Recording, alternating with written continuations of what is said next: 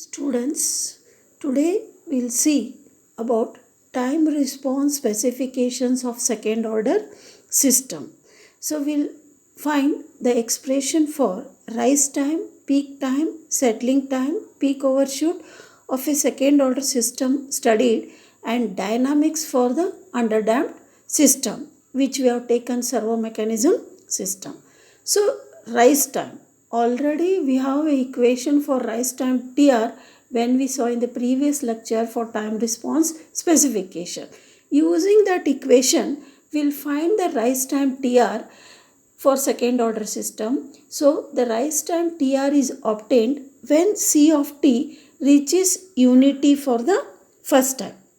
That is, C of TR is equal to 1 minus e raised to minus damping factor omega n TR by root of 1 minus damping factor square sine into bracket omega n root of 1 minus damping factor square into TR plus tan inverse root of 1 minus damping factor square by damping factor, that is equal to 1. So from this equation, the above equation, we get TR is equal to pi minus tan inverse root of 1 minus damping factor square by damping factor divided by omega n root of 1 minus damping factor square.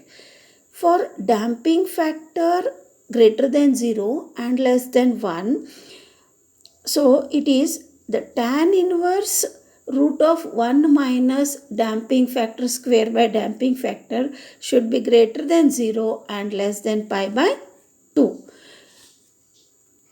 Next we'll see about peak time Tp. So whatever we have seen the equation in the previous lecture for peak time, that has to be differentiated with respect to t and equating it to 0.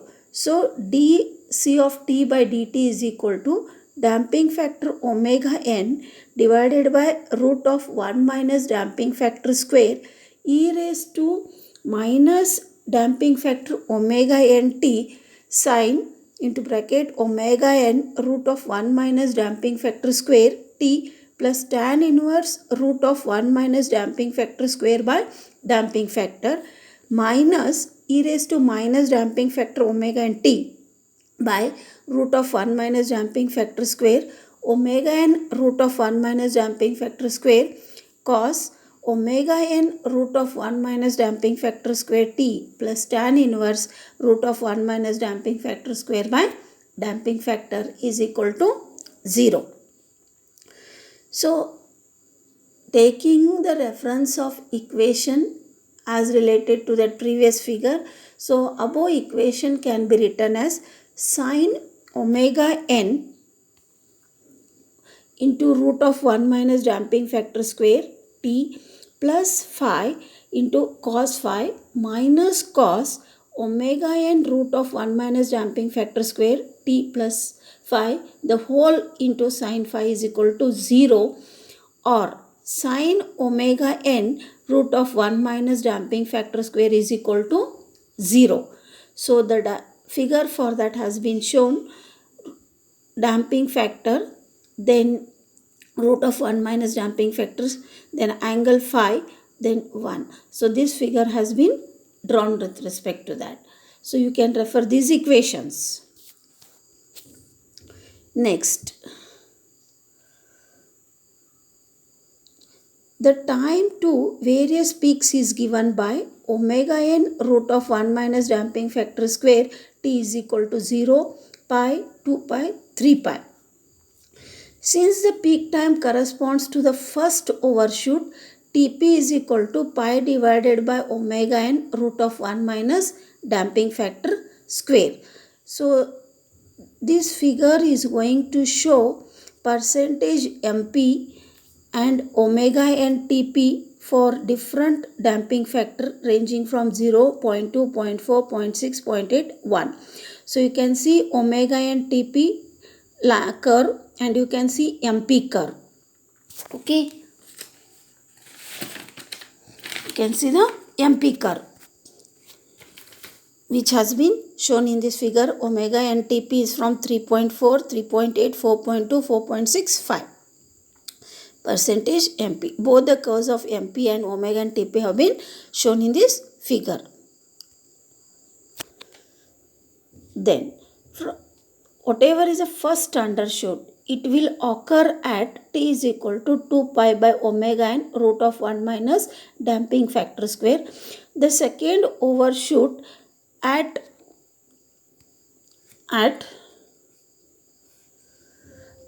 3 pi by omega n root of 1 minus omega square and so on. So a plot of normalized peak time. Normalized peak time omega and TP versus damping factor is shown in this figure. So you can see this figure, which is a normalized peak time omega and TP versus damping factor has been shown. Then next we'll see peak overshoot MP. So taking the equation and figure of that equation in the previous lecture. So MP is equal to C of TP minus 1, which is equal to minus e raised to minus damping factor omega and TP by root of 1 minus damping factor square sine omega n root of 1 minus damping factor square TP plus tan inverse root of 1 minus damping factor square by damping factor. This will come equal to e raised to minus pi damping factor by root of 1 minus damping factor square. Therefore, the peak percent overshoot will be equal to 100 e raised to minus pi damping factor by root of 1 minus damping factor square in percentage.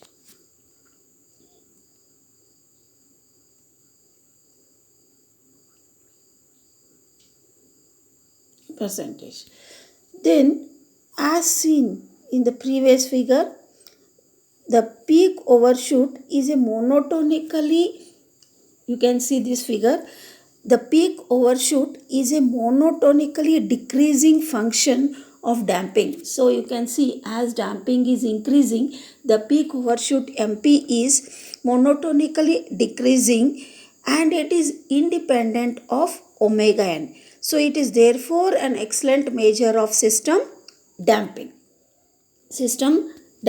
And we can measure the given by error.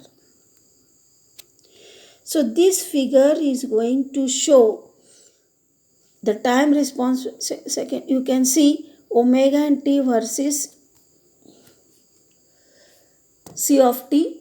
You can see for different values of damping factor where it is taken 0.3, 0.68, 0.8, 1, etc. for damping factor 1 and all omega and T.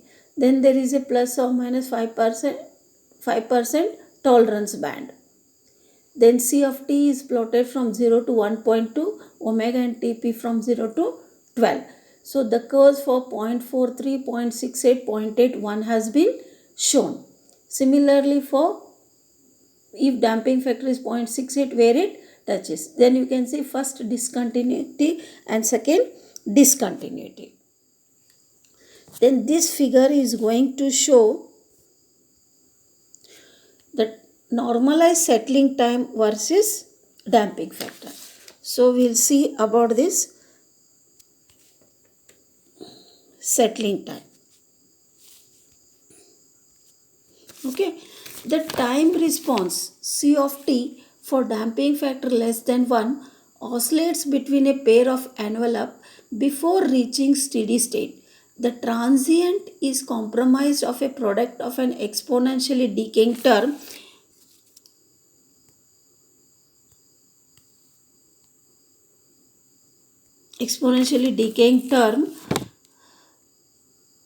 exponential minus damping factor omega and T by root of 1 minus damping factor square and a sinusoidally oscillating term sine omega and root of 1 minus damping factor square into T plus phi. The time constant of the exponential envelopes is T is equal to 1 by damping factor omega n.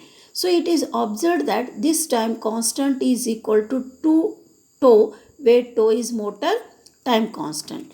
So the figure of settling time. So you can see I have shown the figure of settling time for various values of damping factor shows the unit step response versus normalized time omega nt for various values of damping factor,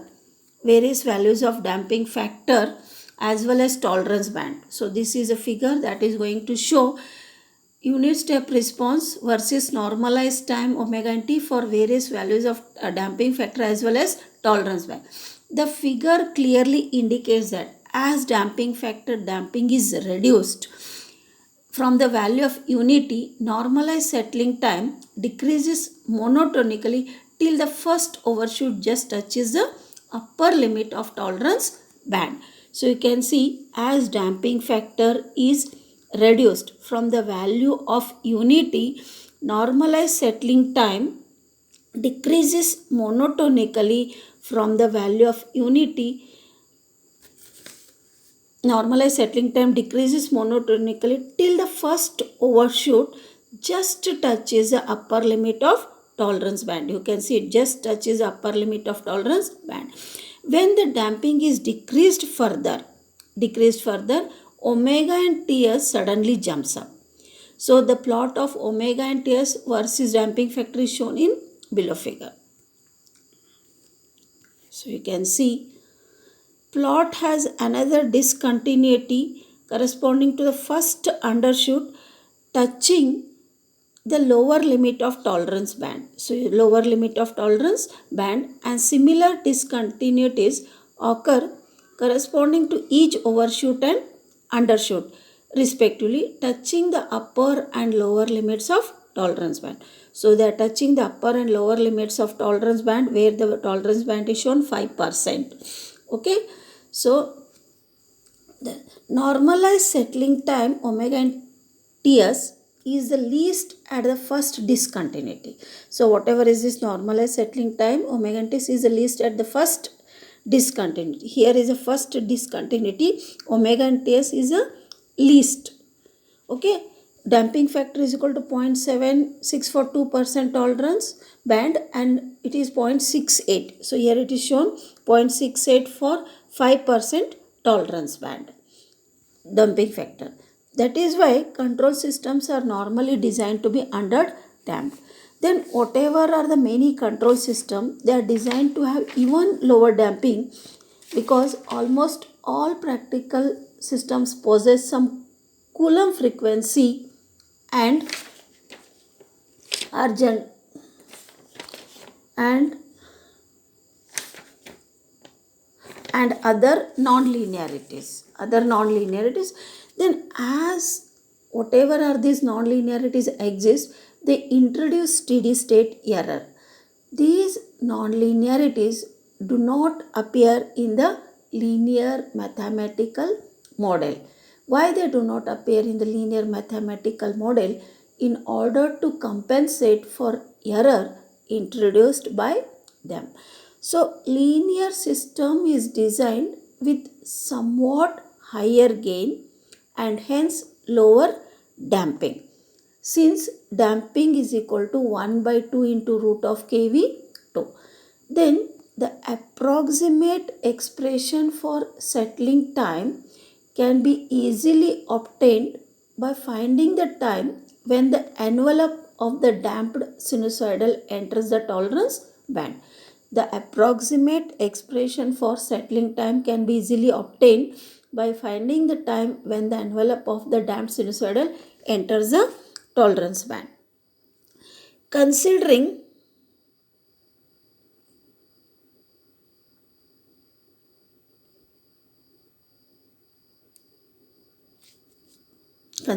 only the exponential decaying envelope for a tolerance band of 2%, settling time is given by you can see e raised to minus damping factor omega and Ts by root of 1 minus damping factor is equal to 0.02. Considering only the exponential decaying envelope for a tolerance band of 2%, settling time is given by e raised to minus damping factor omega and Ts by root of 1 minus damping factor square, which is equal to 0.02. This is for 2% tolerance band. So e raised to damping factor minus e raised to minus damping factor omega and ts is equal to 0.02 for lower values of damping, or ts is equal to 4 divided by damping factor omega n, which is equal to 4t. What is this t? Time constant of the exponential term. T is equal to tau t. Tau is time constant of the open loop transfer function g of s. This ts is equal to 3 by damping factor omega n, or 3t for 5%. This ts is inversely proportional to omega n. Next we'll see steady state error ESS. Then whatever we have seen the equation of previous for steady state error, for unit step input ESS is equal to limit t tends to infinity 1 minus c of t is equal to 0. If it is of second order system type, the type of second order system is under consideration has zero steady state error to unit step input. So type of second order system under consideration has zero steady state error to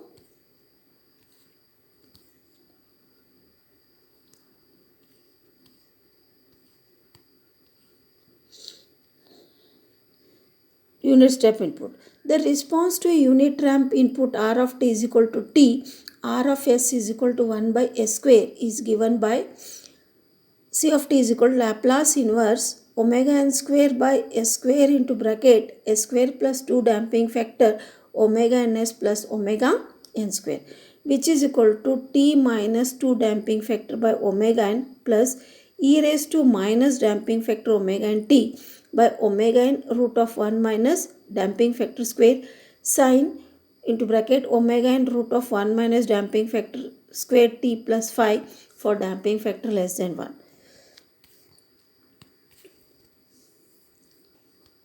The steady state error for unit ramp input ESS is equal to limit t tends to infinity t of c of t is equal to 2 damping factor by omega n minus 1 by kV by 1 by kV. So what it is observed that the nature of transient response to ramp input is similar to that of step input. The nature of transient response to ramp input is similar to that of step input. So this is a figure showing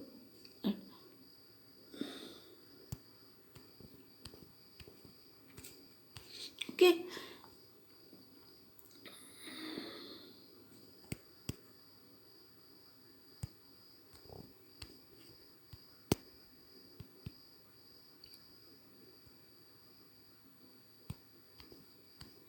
So for the system under consideration, CSS is equal to limit s tends to 0, s into bracket 1 by s square minus c of s. We get ESS is equal to 2 damping factor by omega n, which is equal to 1 by kV. So we'll see the next in the next class. We'll stop here.